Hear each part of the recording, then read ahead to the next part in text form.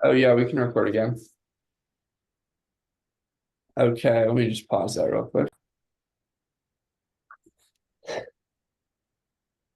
Hey guys, Dave back here, and we are going to go over really quickly how to categorize your floor plans when uploading a rent roll.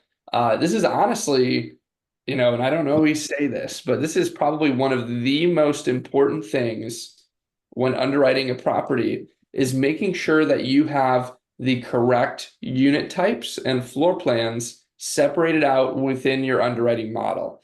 Because what you need to do is assign a different rental rate to each floor plan and make sure that we're differentiating between those different floor plans. So this is super important. By the way, I've got two of my sales guys here with me that you may know. If you're watching this video, you've probably talked to one of them. I've got Brandon Pack.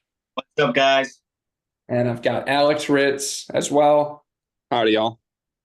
And they're here with me just in case I miss anything. They do a lot of training and demos for our clients and companies that we work with. And so, they're going to make sure I cover pretty much everything. And guys, if you see anything that you want me to touch on, just please let me know. So, what I'm going to do here first is I'm going to show you guys a scenario of a rent roll that parses properly. I'm going to first show you one that works.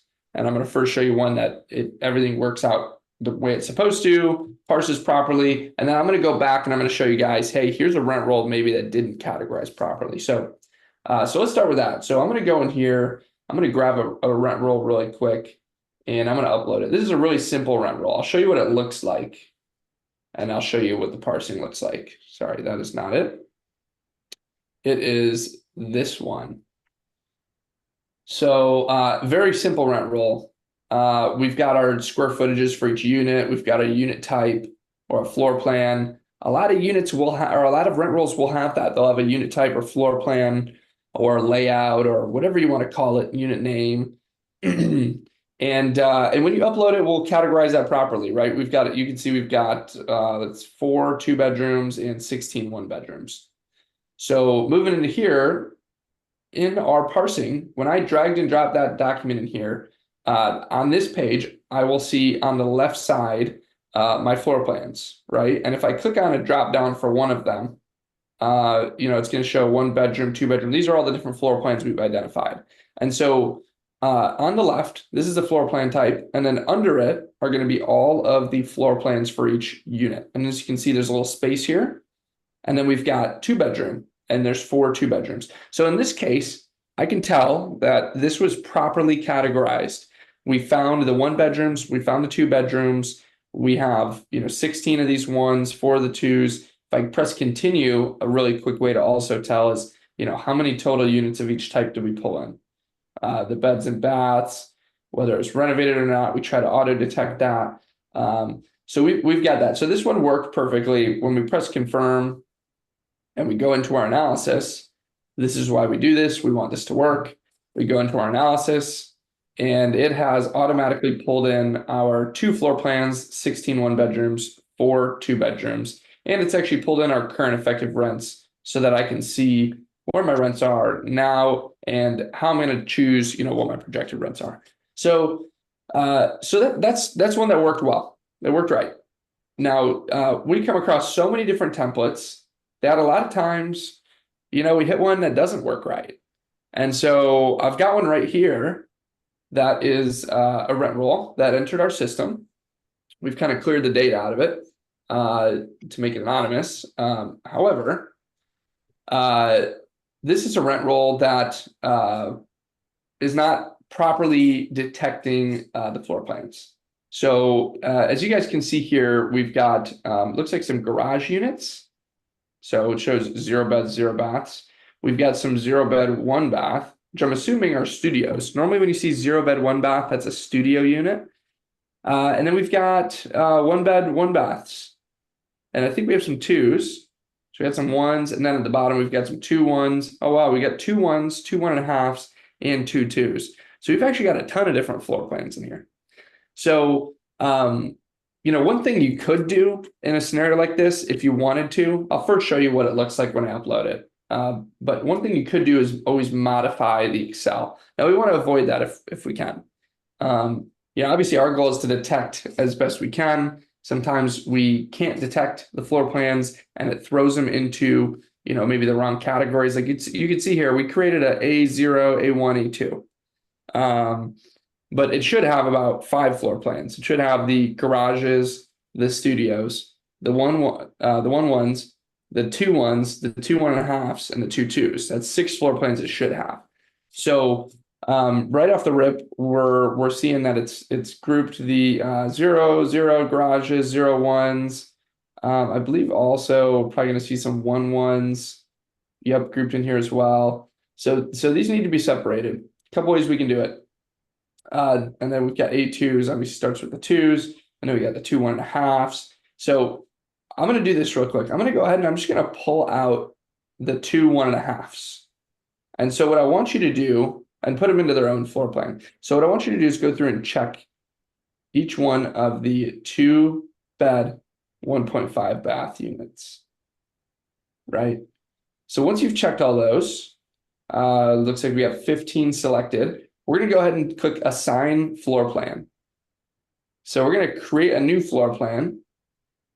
And I'm going to call this one B2. All right. Beautiful.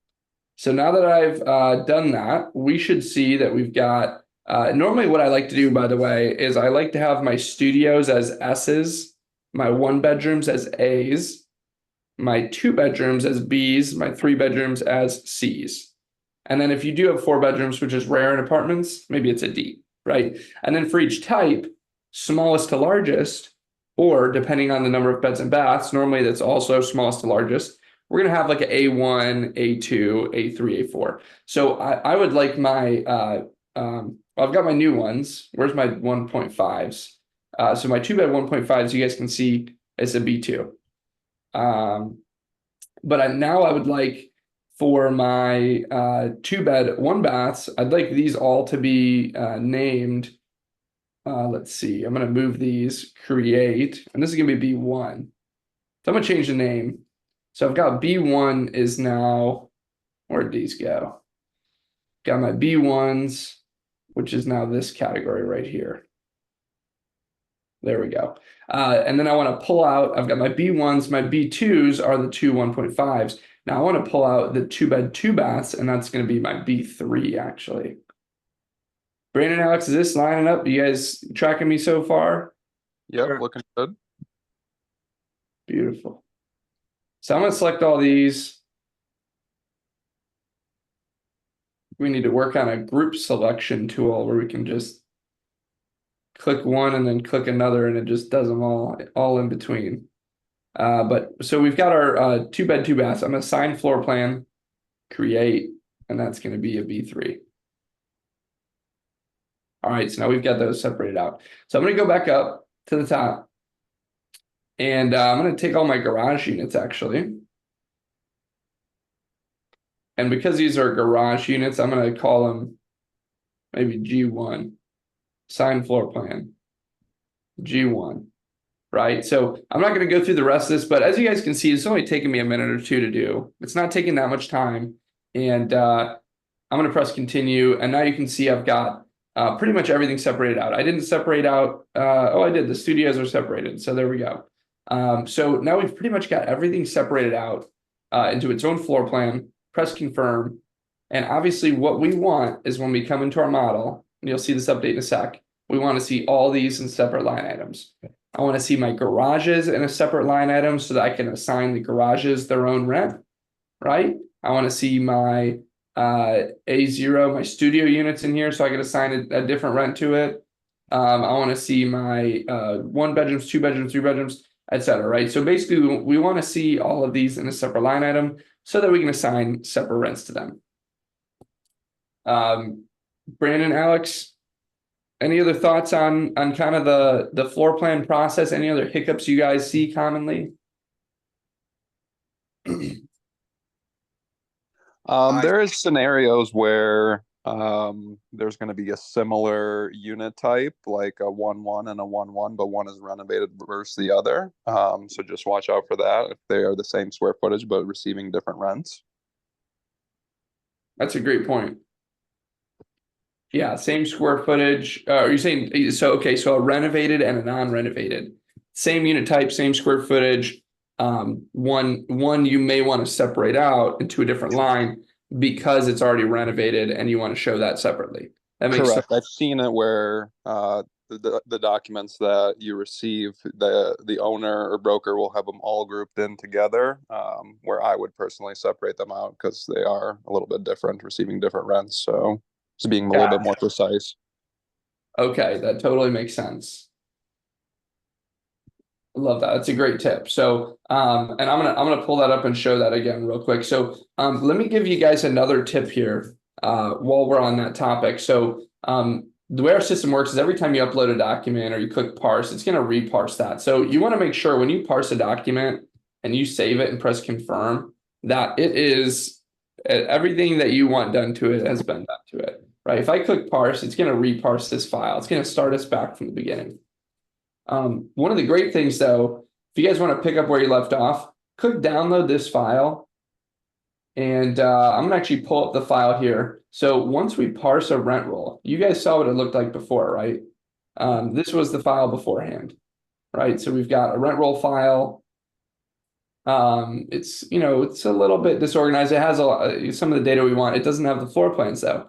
So if I parse the document like I did and I press download, it actually downloads that file into our our own template, and it's a lot more clean. We actually added the floor plans in that you guys saw we added. If I want to go and filter this, we can now see that we've got all of our A0s, we've got our A1s, we've got our B1s, B2s, B3s, and G1s that we've added, right? So we've got all these units now, and I've got it in an Excel format from uploading this file to the system and making those edits within the parsing.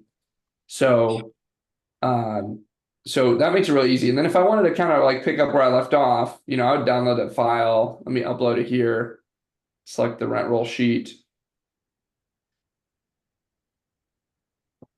Instead of starting from scratch again, right? Here's another great, maybe we can clip this into a separate video, right? Sometimes you'll pull up a rent roll and you see all this red and you're like, oh, what's going on? We're just identifying errors within the sheet. One thing that's good to point out, though, is essential pieces of data versus non-essential pieces of data. So whether a unit is renovated or not is actually not an essential piece of data. So you actually can proceed without that. You don't need it. Or you can go ahead and click one of these headers and you can go ahead and say unused, right? So we're going to create a separate video on the header side of things. Wanted to at least go over the floor plans and show you guys how the floor plan works, separating out different floor plans. You can sort by the original order of the rent roll or by floor plans, which is nice as well. And yeah, that's how the rent roll parsing works with our floor plans. And we'll catch you guys on the next video. Love it. Stop the recording.